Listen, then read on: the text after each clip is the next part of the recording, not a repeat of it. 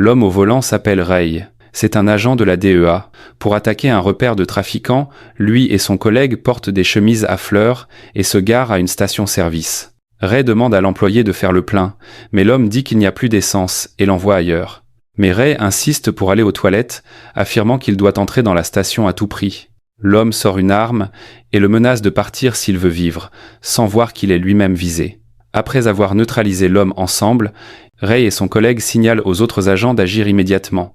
Pendant ce temps, Cody, le fils de Ray, montre ses talents de pilote, puis rejoint ses amis. Leurs parents sont tous agents de la DEA. À chaque mission, les enfants se réunissent et prient pour leur retour en sécurité. Ray, équipé, pose son arme.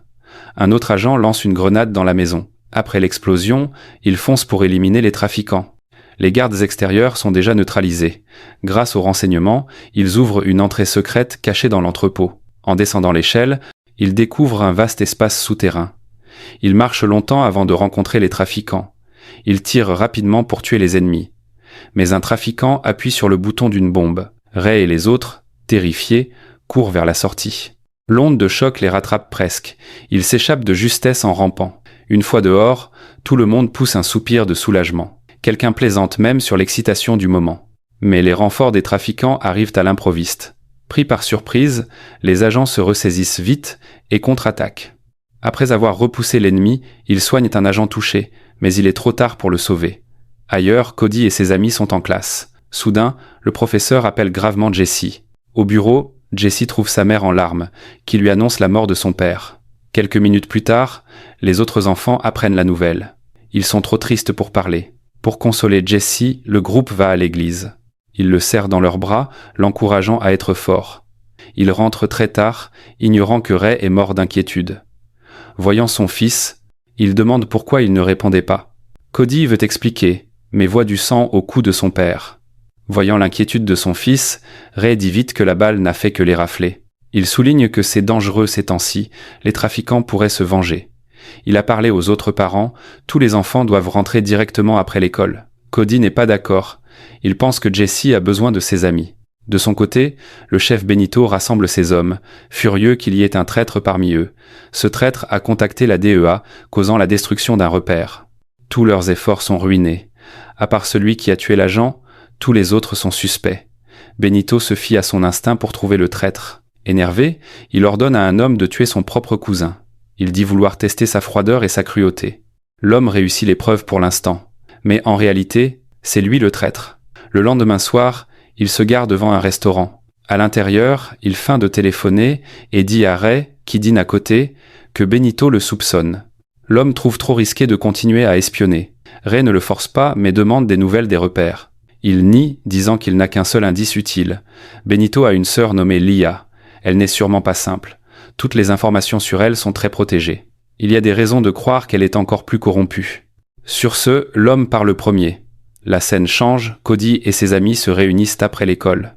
Jessie veut annoncer qu'il va déménager et changer d'école. Il part vivre à l'étranger chez ses grands-parents, car la pension de la DEA est trop faible. Sa mère malade gagne peu, ils ne peuvent plus payer le loyer ni les médicaments ici. En entendant cela, tout le monde est peiné. Cody se sent mal lui aussi.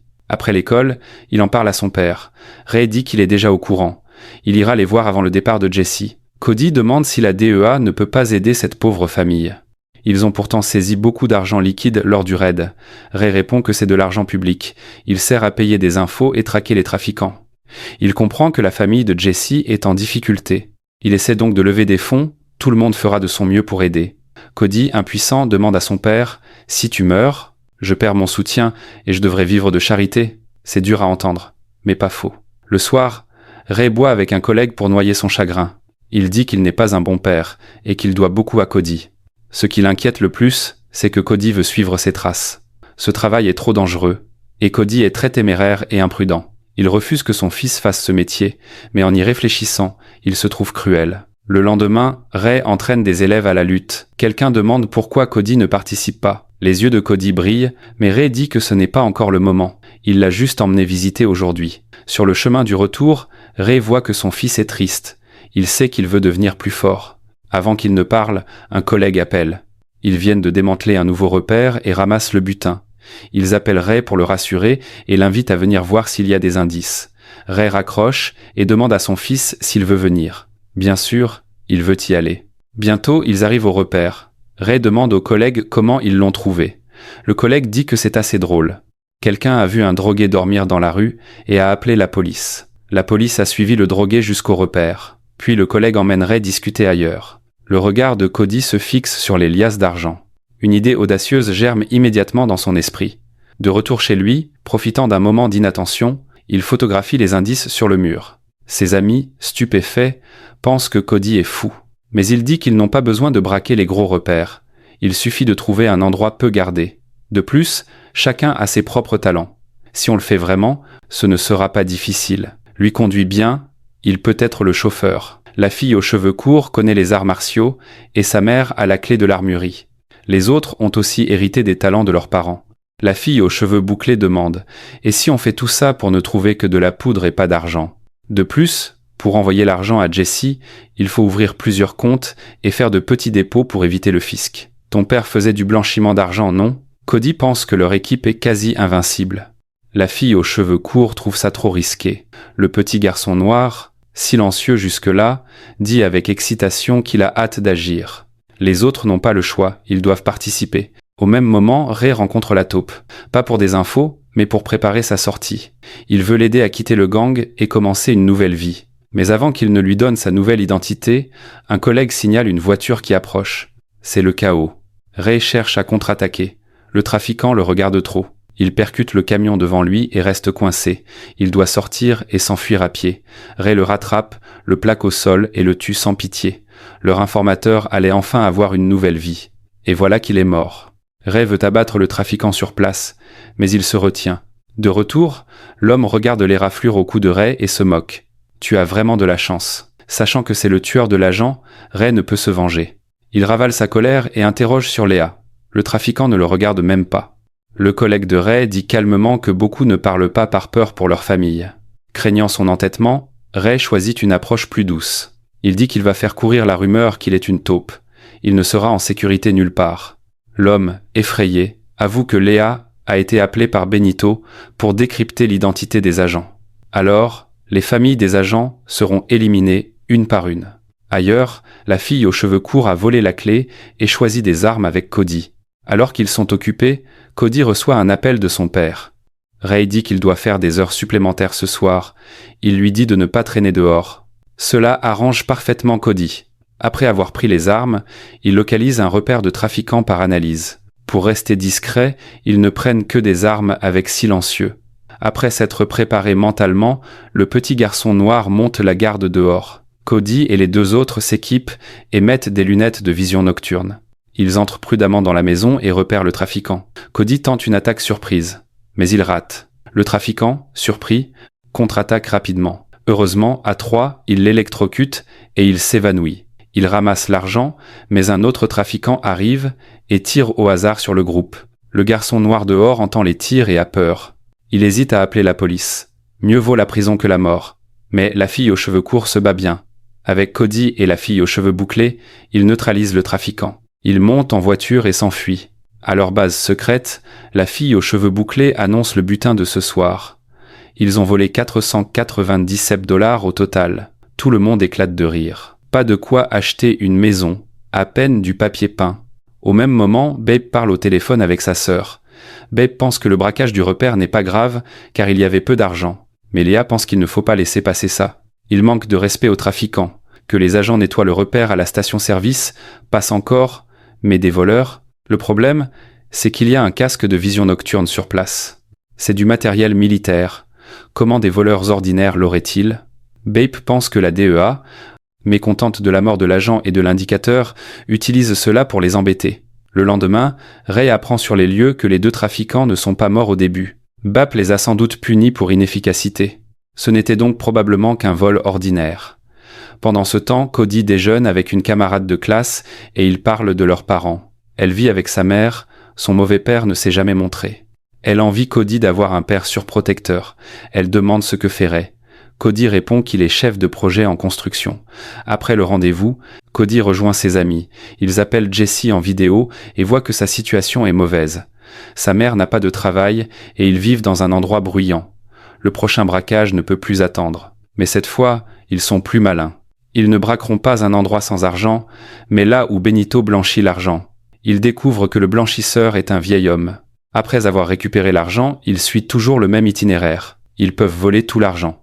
S'ils obtiennent 500 000 $, ils n'auront plus besoin de recommencer. Mais ils doivent bien planifier. D'abord, faire une reconnaissance comme leurs parents et confirmer qu'il y a 2 gardes. Ils savent qu'ils ne peuvent plus utiliser les pistolets électriques, bons seulement pour le corps à corps. Ne voulant tuer personne, ils choisissent des fusils à sac de poids, puissants mais non létaux. La fille aux cheveux bouclés demande « La DEA a ses indices. Pourquoi n'arrête-t-il pas le vieil homme ?» La fille aux cheveux courts explique que la DEA préfère attendre pour attraper un plus gros poisson, donc ils ne font que surveiller. Cela signifie qu'ils doivent agir tout en évitant d'être repérés par la DEA. Le renseignement est presque fini. Ils retirent le traceur de la DEA sous la voiture du vieil homme et finalisent le plan. Tout est prêt. Quand le vieil homme s'arrête sur une route déserte, le groupe de Cody lance des lacrymogènes et braque ses armes. Mais les fusils s'enrayent, et il manque de se faire prendre. Heureusement, il reste calme et contre-attaque. Il neutralise les gardes et vole la voiture. En s'enfuyant, il vérifie l'argent. Ils sont surpris de voir qu'il y en a beaucoup. C'est une grande victoire. Tout le monde célèbre avec l'argent. Ailleurs, le vieil homme se rend à la DEA. En fait, ayant perdu l'argent et craignant Benito, il utilise ce dernier recours pour demander de l'aide. Il espère que la DEA le protégera. Interrogé sur les voleurs, il dit qu'ils ont utilisé du gaz lacrymogène. Il sait juste que c'était 2 hommes et 2 femmes, pas très pros. On lui demande s'il connaît l'IA. Il dit ne pas bien savoir, mais peut donner des indices sur le transport. À minuit, Benito apprend que la chaîne est rompue et qu'il a perdu beaucoup d'argent. Il jure de rage. Il pense que c'est encore la DEA et ordonne à sa sœur de découvrir l'identité des agents. Il jure de les mettre en pièces. La DEA regarde la vidéo du groupe de Cody. Ils sont perplexes quant à l'origine de ce groupe soudain. Certains pensent à un autre gang, mais personne n'en a jamais entendu parler. Ils supposent donc que ce sont des agents internes. Voyant une opportunité, ils ont voulu se faire de l'argent. Sinon, comment auraient-ils enlevé le traceur de la DEA? Mais sont-ils vraiment si prudents? Il n'y a pas eu de sang. Il n'y a vraiment aucun indice. Ray pense qu'il faut verrouiller les indices pour éviter toute erreur. Juste après, un agent fait un rapport. Grâce aux écoutes, ils ont localisé un autre grand repère. Les agents agissent immédiatement. Mais sur place, ils réalisent qu'ils sont piégés. Aucune victime, mais leurs visages sont révélés. Le soir, Ray impose un couvre-feu à son fils pour le protéger, mais Cody se met en colère. Il demande s'il sera limité toute sa vie alors qu'il est adulte. Il n'a pas besoin qu'on dirige sa vie. Il sort, brûle la voiture volée et, pour se rebeller, vole le badge de son père. Le lendemain, Jesse appelle, incrédule. Les dons ont grimpé à 300 000 $ en peu de temps et continuent d'augmenter. Ils pourront rester. Tout le monde est heureux pour lui, voulant avouer que c'est leur butin, mais ils se retiennent. Cody raccroche et propose un autre gros coup. Il ne veut plus vivre sous le contrôle de son père. Il veut prendre l'argent et aller vivre là où son père ne le trouvera pas. Il dit aux autres de penser à leurs propres parents. Il ne pense qu'à la mission. S'ils meurent comme le père de Jesse, eux, orphelins, ne pourront que se regarder. Soudain, la fille aux cheveux courts vomit violemment. Paniqué, il l'emmène à l'hôpital. Quand ses parents arrivent, Cody quitte la chambre. Il dit à son père qu'elle a une légère commotion due à une chute dans l'escalier la semaine dernière. Elle allait bien avant. Ray pense à la vidéo de surveillance. Lors de l'attaque du vieil homme, une fille a été touchée à la tête. Avec les dons anormaux, il sent un problème mais ne dit rien. Le soir, Cody et la fille discutent. Elle lui conseille d'arrêter de vouloir fuir sa famille. Tout le monde voit que Ray est strict par peur de perdre son seul parent. C'est de l'amour, pas de la haine. Cody est immature et n'écoute pas.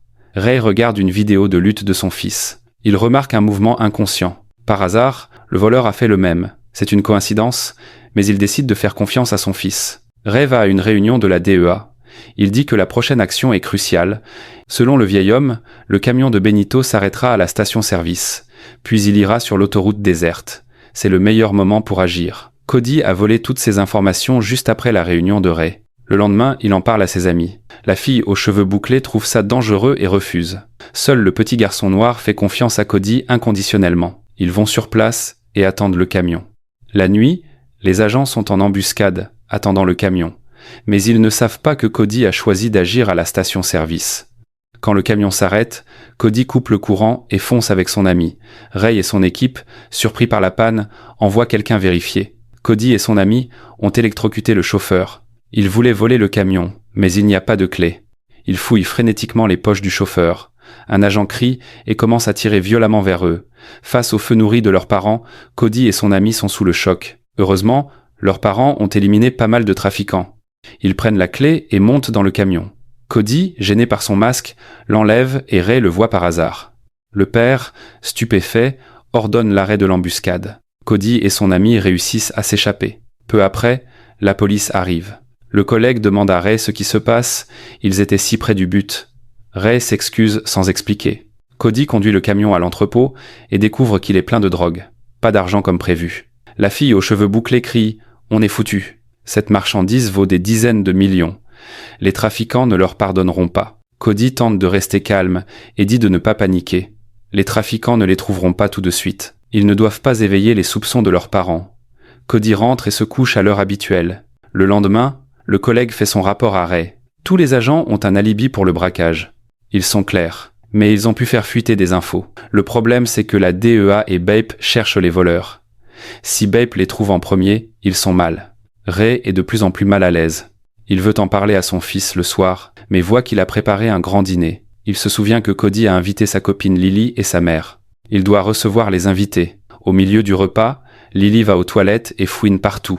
Voyant un badge du camion dans la chambre de Cody, elle fait une mine entendue. Elle retourne à table comme si de rien n'était et fait un signe à sa mère. Elles partent peu après. Ray ne dit rien mais prévoit de parler à son fils à la pêche demain. Il ignore que la femme en robe à fleurs est Léa. Elle et Lily sont sœurs. Pour récupérer la drogue, elle kidnappe la fille aux cheveux courts à l'hôpital. Elles appellent Cody pour qu'il rende le camion et la drogue. S'il tente quoi que ce soit, son ami mourra. Cody, paniqué, les localise et s'y rend.